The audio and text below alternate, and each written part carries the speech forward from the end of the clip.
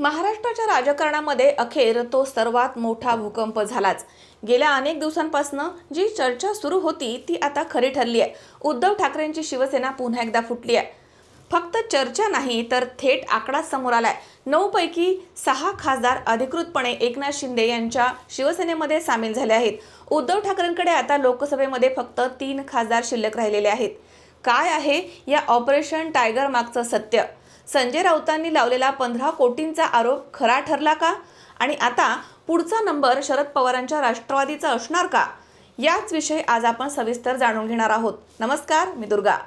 सर्वात मोठी अपडेट म्हणजे बंडखोर खासदारांनी पक्षांतर बंदी कायद्याची कोंडी पूर्णपणे फोडली आहे। कायद्यानुसार कारवाई टाळण्यासाठी शिवसेनेच्या 9 पैकी 2/3 म्हणजेच किमान 6 खासदारांची आवश्यकता होती।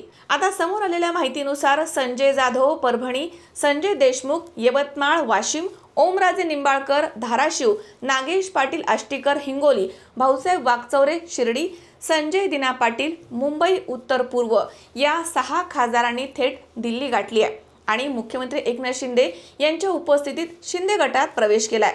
उद्धव ठाकरेंकडे आता फक्त अरविंद सावंत, अनिल देसाई आणि राजाभाऊ वाजे हे 3च खासदार उरले आहेत। दरम्यान हा भूकंप होण्यापूर्वी संजय राऊत यांनी दिल्लीमध्ये पत्रकार परिषद घेतली आणि मोठी खळबळ उडवून दिली आहे। राऊतांनी थेट आरोप केला आहे की काल रात्रीच या खासदारांना प्रति खासदार 15 कोटी रुपयांचा पहिला हप्ता पोहोचवला गेलाय आणि त्यानंतरच त्यांना चार्टर्ड विमानानं दिल्लीमध्ये आणण्यात आलं। राऊतांच्या मते या एका खासदाराची एकूण डील ही 50 कोटींची आहे। आता भाजप आणि शिंदे गटानं हे पैशांचे आरोप फेटाळले असले तरी देखील 6 खासदारांनी थेट पक्षांचा व्हीप झुगारून पाऊल टाकलंय। त्यामुळे राऊतांच्या या विधानानं राजकारणामध्ये मोठी खळबळ उडवून दिली आहे। या फुटीवरती उद्धव ठाकरेंची प्रतिक्रिया देखील समोर आली आहे। ठाकरेंनी आपल्या नेत्यांना स्पष्ट सांगितलंय, ज्यांना जायचे आहे ते जाऊ शकतात, कोणाचीही मनधरणी मला करायची गरज नाही। हा उद्धव ठाकरेंचा स्वाभिमान आहे की मग पक्षामध्ये उडालेल्या गोंधळामुळे आलेली असहाय्यता? कारण लोकसभा निवडणुकीमध्ये ज्या खासदारांना जनतेनं उद्धव ठाकरेंच्या आणि मशाल चिन्हाच्या नावावरती निवडून दिलं होतं त्यांनीच विधानसभा निवडणुकीच्या तोंडावर ऐनवेळी साथ सोडली आहे। त्यामुळे ठाकरे गटाला हा आत्तापर्यंतचा सर्वात मोठा धक्का मानला जातोय। आता सर्वात मोठा प्रश्न आहे की पुढचा नंबर राष्ट्रवादी शरद पवार गटाचा असू शकतो का? महाविकास आघाडीमधील हा सर्वात मोठा बिघाड आहे। शिवसेनेचे 6 खासदार फुटले आहेत, त्यामुळे महायुतीची दिल्लीमध्ये ताकद प्रचंड वाढली आहे। आगामी विधानसभा निवडणुका जिंकण्यासाठी आणि विरोधी पक्षांना नामोहरण करण्यासाठी आता महायुतीची रणनीती राष्ट्रवादी काँग्रेस शरदचंद्र पवार पक्षामधील नाराज आमदारांना किंवा नेत्यांना आपल्या गोटामध्ये खेचण्याची असू शकते।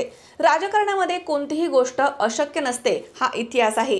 दुसरीकडे मुख्यमंत्री एकनाथ शिंदे हे एकाच वेळी 2 आघाड्यांवरती खेळत आहेत।